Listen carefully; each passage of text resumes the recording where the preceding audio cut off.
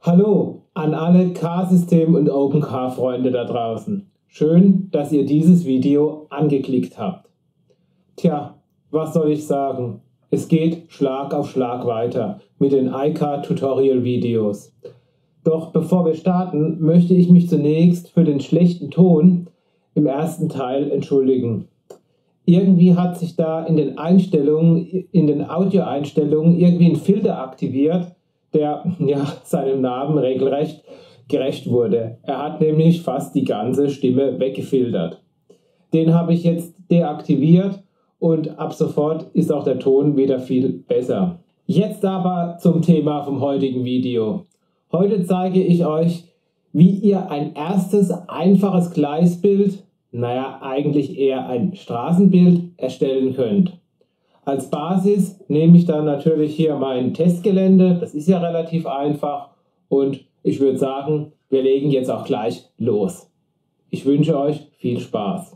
Ich habe iCar schon mal wieder geöffnet, so wie wir es quasi im letzten Tutorial-Video verlassen haben.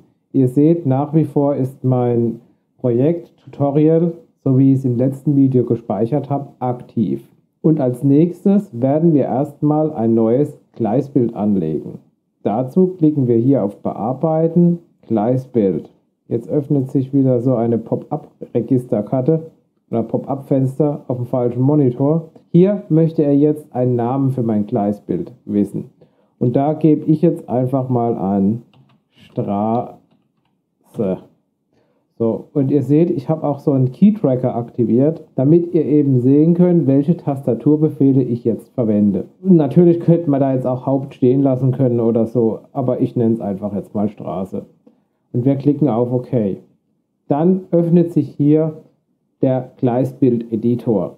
Der sieht folgendermaßen aus. Hier habe ich so ein Übersichtsfenster, wo später meine ganzen Rückmelder aufgelistet sind, meine Zubehörteile, Fahrwege etc. pp. Dieses Übersichtsfenster kann ich hier mit Überblick, kann ich das ein- und ausschalten. Ja? Vielleicht beim Zeichnen jetzt am Anfang ist das Fenster noch nicht so relevant, da kann ich es erstmal wegblenden. Da aber mein Gleisbild jetzt echt nicht so groß ist, lasse ich das Ganze einfach mal aktiv. Ich kann das natürlich auch hier noch größer und kleiner ziehen. Dann haben wir hier unser eigentliches Gleisbild. Hier haben wir jetzt ein vorkonfektioniertes Raster. Das ist natürlich jetzt nicht besonders groß und wird wahrscheinlich den meisten nicht reichen. Da kommen wir gleich dazu, wie ihr das vergrößern könnt. Dann haben wir oben noch so ein paar Menübefehle, so eine Menüleiste. Die zeige ich euch auch so im Laufe des Tutorial-Videos. Vielleicht hier schon mal. Hier könnt ihr rein und rauszoomen im Gleisbild-Editor und hier bei Anpassen, wenn ihr hier draufklickt, macht ihr euch das Ganze so groß, dass es auf die gesamte Fläche hier passt. So, jetzt mache ich das erstmal wieder ein bisschen kleiner. Und hier hinten am Ende haben wir unsere sogenannte Werkzeugleiste. Da sind jetzt alle Elemente, die euch zur Verfügung stehen, aufgelistet. Da ich momentan nur eine iCar-Lizenz habe, sind es eben nur die Straßensymbole. Wenn ihr da auch iTrain habt, dann werden hier auch quasi die Zug- oder die Gleissymbole aufgelistet. Ein paar natürlich, die sind identisch mit der Zugsteuerung. Ich sag mal so Funktionsbefehle für irgendwelche Relais und Lichter und so weiter oder Aspekt. Das gibt es natürlich in beiden, das habt ihr natürlich in beiden Versionen. Also hier haben wir die geraden Straßensymbole, hier haben wir dann zwei unterschiedliche gebogenen Symbole. Ein Richtungssymbol, da kommen wir auch gleich noch dazu. Wir haben hier ein Verbindersymbol. Darauf werde ich jetzt am Anfang mal nicht näher drauf eingehen, weil das schon ein bisschen komplexer ist. Wir haben hier auch noch ein Geschwindigkeitssymbol. Da weiß ich ehrlich gesagt momentan auch noch nicht so ganz, was man damit machen kann. Wenn da jemand was Genaueres weiß, kann man es gerne in die Kommentare schreiben. Dann haben wir hier halt Weichen, Weiche links, Weiche rechts, ja. Eine Dreiwegweiche, eine Fünffachweiche, eine Kreuzung und so eine Kreuzung. Das ist natürlich wichtig für später für die Fahrspuren. Das ist unser Fahrspursymbol. Wir haben hier die Rückmelder in der Geraden. Wir haben hier einen Rückmelder im Bogen. Wir haben hier Ampeln. Ja, also bei Straßen gibt es keine Signale, sondern Ampeln. Schnittpunkte, auch das werde ich am Anfang jetzt mal nicht verwenden. Das wird dann auch erstmal für ein weiteres Tutorial-Video später zum Einsatz kommen. Auch das Thema Aspekt, ja, Relays, Licht und so weiter, Sound, ist, denke ich mal, alles ein bisschen selbsterklärend. Da gehe ich jetzt mal nicht näher drauf ein. Ihr könnt hier auch noch einen Text reinschreiben. Ihr habt hier einen Bahnsteig, wobei, naja, Bahnsteig bei Autos brauchen wir, glaube ich, weniger. Ihr könnt auch da noch irgendwie ein Gebäude einzeichnen, wer das möchte. So, mal ein kurzer Überblick, was es hier alles so an Symbolen in der Werkzeugleiste gibt. Und jetzt kommen wir auch schon zum Erstellen des Gleisbildes. Dazu muss man sagen, ihr könnt sehr viel an dem Gleisbild beim Zeichnen rein über die Tastatur machen. Ihr braucht da gar keine Maus dazu und deshalb werde ich euch jetzt erstmal so ein paar Standard-Shortcuts zeigen. Was auch noch wichtig ist, ob ihr jetzt gerade hier in dem Gleisbild aktiv seid oder hier in der Werkzeugleiste, das seht ihr an dem dunkelroten Rahmen. Ja, ihr seht, dieser dunkelrote Rahmen ist jetzt hier im Gleisbild aktiv und wenn ich hier in die Werkzeugleiste klicke, dann wird er hier dunkelrot und hier ist er hellrot. Ja? Und je nachdem, wo ihr euch halt befindet, könnt ihr hier mit der Tastatur entsprechend navigieren. Ja? Ist der hier ausgewählt, ist es hier dunkelrot, könnt ihr hier drin navigieren. Ist es hier dunkelrot, könnt ihr hier drin navigieren. So. Und jetzt fangen wir einfach mal mit den Shortcuts an. Das erste, naja, das wird jetzt euch weniger überraschen. Ihr könnt innerhalb dieses Rasters navigieren, indem ihr einfach die Pfeiltasten drückt. Ja, ihr seht es jetzt hier unten, das wird einfach eingeblendet. Ja, wie oft ich jetzt hier die Pfeiltaste nach links, wie oft ich hier die Pfeiltaste nach rechts drücke, nach unten, nach oben und wieder nach links. Ja? So, jetzt haben wir ja gesagt, naja, das Raster hier ist nicht gerade groß. Ja, und wenn ich jetzt hier unten bin, ja, was mache ich dann? Kein Problem, indem ich einfach die Alt-Taste drücke und dann die Pfeiltaste nach unten, dann könnt ihr sehen, dann könnt ihr das Raster nach unten erweitern. Das gleiche geht auch, wenn ich die Alt-Taste drücke und die Pfeiltaste nach rechts drücke. Dann kann ich das Ganze nach rechts erweitern. Ist mir das Ganze zu groß geworden und ich will da wieder was löschen, dann drücke ich einfach die Alt-Taste und die Taste nach links, dann geht das Ganze wieder weg. Gleiches gilt nach oben. Da kann ich auch wieder das Ganze nach oben löschen. So, da mir aber das auf jeden Fall alles schon ein bisschen zu wenig ist, werde ich hier schon mal einiges reinmachen. So, jetzt sind halt die ganzen Tastaturbefehle wieder weg. Und jetzt damit ich das ganze Gleisbild sehe, drücke ich einfach hier oben mal auf Anpassen und schon hat er mir das ganze Raster auf einem Monitor hingelegt. So, das waren mal die ersten Shortcuts. Dann gibt es natürlich noch weitere. Wenn ich jetzt hier das Teil ausgewählt habe und drücke jetzt die Umschalttaste und die Pfeiltaste, dann kann ich hier einen Bereich markieren. Ja, das sieht man dann, indem er hellblau geworden ist. Der Bereich ist jetzt markiert. Und so wie ich ihn markiert habe, kann ich ihn natürlich auch mit der entgegengesetzten Pfeiltaste wieder demarkieren oder entmarkieren. Ja, eins von beiden auf jeden Fall. So. Das Ganze geht natürlich auch mit den Pfeiltasten nach oben und nach unten etc. pp. So, jetzt klicken wir mal hier wieder rein. Dann haben wir den nächsten Shortcut. Wenn ich jetzt hier so ein Symbol einfügen möchte, dann kann ich das natürlich tun, indem ich hier oben drauf gehe und mache hier einen Doppelklick drauf. Dann hat er mir das hier eingefügt. Das ist jetzt die eine Variante. Wenn ich das Ganze nicht über die Maus machen möchte, ist das auch kein Problem. Dann kann ich einfach indem ich das Symbol hier oben vorher auswähle und klicke dann hier irgendwo in meinem Gleisbild und drücke die Leertaste, dann kann ich das Symbol hier auch einfügen. Jetzt haben wir das, ja, jetzt kommen wir schon zum nächsten Shortcut und zwar seht ihr ja, dieses Gleissymbol ist jetzt hier so nach oben. Ne? Und wenn ich das Ganze jetzt Wenn ich das Ganze jetzt in die Waagrechte haben will, dann ist es auch kein Problem, indem ich einfach hergehe und dieses Gleisbildelement hier auswähle und mit der R-Taste kann ich das nach links rotieren und mit der T-Taste kann ich das Ganze nach rechts rotieren. So, das gleiche geht natürlich auch schon, wenn ich hier in der Werkzeugleiste bin und meinen roten Rahmen hier oben habe, kann ich natürlich auch mit der R- und der T-Taste hier meine Gleisbildelemente schon in die entsprechende Richtung drehen. Ja? Ihr seht, ganz schön oft habe ich jetzt drauf gedrückt. So, und jetzt kann ich eigentlich hier über zwei Tasten, sag ich mal, indem ich jetzt hergehe und drücke die Pfeiltaste nach rechts, mach Leertaste, Pfeiltaste rechts, Leertaste und so weiter, kann ich hier ganz schnell ja, ein ganzes Stück Strecke zeichnen. Das gleiche würde natürlich auch gehen, wenn ich jetzt hier mein erstes Kästchen auswähle, dann hier so einen Bereich markiere und jetzt die Leertaste drücke, geht das gleiche natürlich genauso.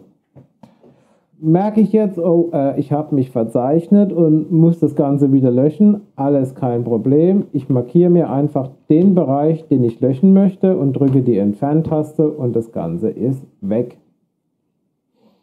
No? So einfach ist das Ganze. Ein weiterer Shortcut ist, wenn ihr jetzt zum Beispiel sagt, ja, okay, ich habe der Bereich hier, ich markiere ihn einfach mal, der Bereich hier, der passt eigentlich so, wie ich ihn habe, bloß in der Position, wie ich ihn jetzt hier im Gleisbild liegen habe, ja, da passt er mir nicht ganz so, ja, der müsste irgendwo weiter höher, weiter runter und so weiter.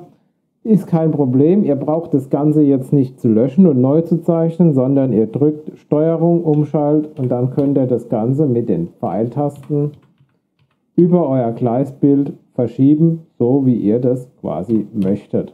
Ne? Natürlich kann ich das Ganze auch mit Steuerung X ausschneiden und dann an einer anderen Stelle mit Steuerung V wieder einfügen. Das geht natürlich genauso. Ich kann natürlich auch das Ganze kopieren mit Steuerung C und dann hier irgendwo hierher gehen und sagen Steuerung V, dann macht er mir eine 1:1 Kopie davon. Geht natürlich genauso. Also das so viel mal zu den ganzen Shortcuts und jetzt gehe ich her und lösche mir erstmal den ganzen Kram hier weg, weil das waren nur Tests und jetzt fangen wir an, unser eigentliches Gleisbild für später zu zeichnen. Und da geht immer die Devise, macht es nicht zu klein, sondern lieber etwas zu groß, weil zu groß gibt es eigentlich nicht.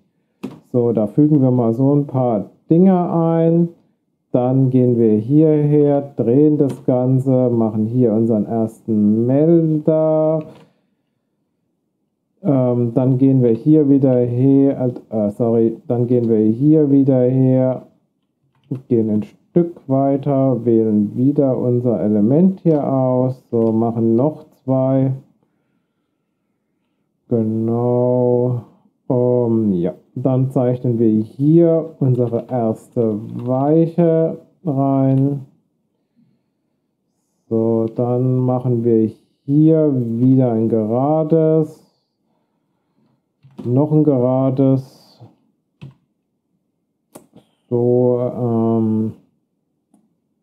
noch ein gerades würde ich sagen, dann gehe ich her, mache hier meine Kurve, hier zeichne ich eine Kurve mit Rückmelder, dann wähle ich schon mal hier meine Kurve aus und gehe hierher, mache wieder Ding und drehe das Ganze so.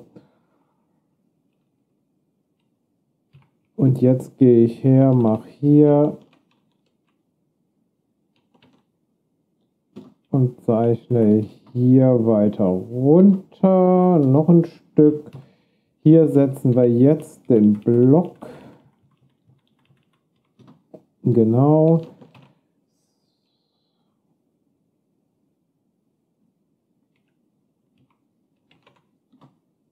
Na. So, hier setzen wir den Block, dann gehen wir wieder weiter. Machen hier wieder ein paar Gerade rein.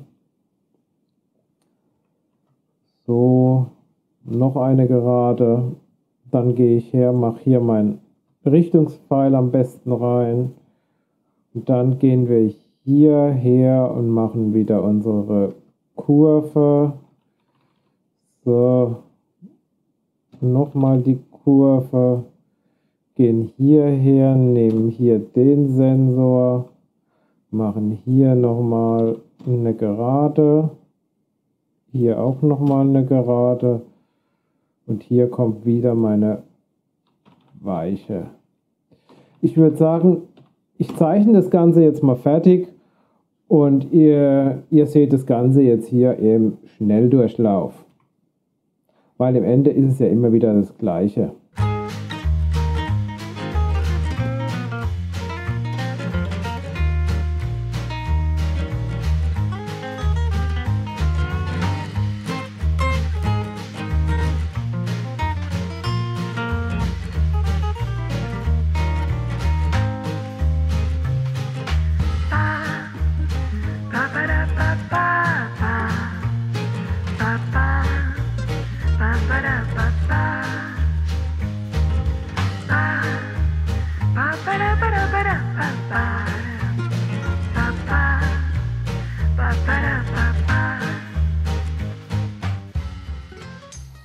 So, soweit sieht das Ganze jetzt mal so aus, wie auf meinem Testbrett natürlich.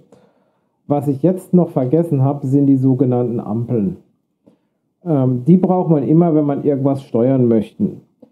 Da wir hier zwei Blöcke haben, die wir später steuern möchten, mache ich einmal hier eine Ampel hin und eigentlich sollte hier eine Ampel hin. Deshalb werde ich jetzt hergehen, meinen Sensor hierher setzen, das hier wieder entfernen und hier nochmal ein gerades Stück rein und dann meine Ampel draufsetzen. So. Auch hier unten werde ich noch eine Ampel einfügen, auch wenn wir die eigentlich vielleicht gar nicht brauchen. So, jetzt haben wir eigentlich alle Komponente, alle Teile gezeichnet, die wir später für die zum ersten, sage ich mal, zum Beginn zur Steuerung benötigen. Da geht natürlich noch viel mehr später, aber für das erste passt das Ganze schon mal. Natürlich solltet ihr euch Folgendes merken: Je größer euer Gleisbild und aufwendiger euer Gleisbild natürlich ist, vergesst bitte nicht, zwischendurch einfach mal zwischenzuspeichern. Das ist nämlich ganz wichtig, weil erst wenn ihr auf Speichern klickt, werden quasi eure Daten in iTrain fest übernommen. Ja, solange ist das nur ein temporäres Gleisbild und es ist nicht gespeichert. Sollte euch während dem Erstellen aus irgendeinem Grund iTrain abstürzen oder iCar abstürzen, dann ist natürlich eure ganze Arbeit für den Mülleimer gewesen. Deshalb kann ich euch nur eins empfehlen: macht es nicht so wie ich, sondern speichert zwischendurch immer mal wieder ab.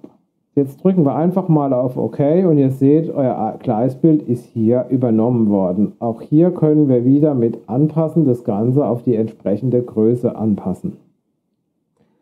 Damit hätten wir jetzt mal unser komplettes Gleisbild gezeichnet, können aber damit noch nicht wirklich Fahrzeuge steuern, weil es fehlen ja noch die ganzen Informationen bezüglich Rückmeldungen, Weichen etc. pp. Das werde ich euch aber erst im nächsten Video zeigen. Daher sind wir heute auch schon wieder am Ende dieses Videos angelangt.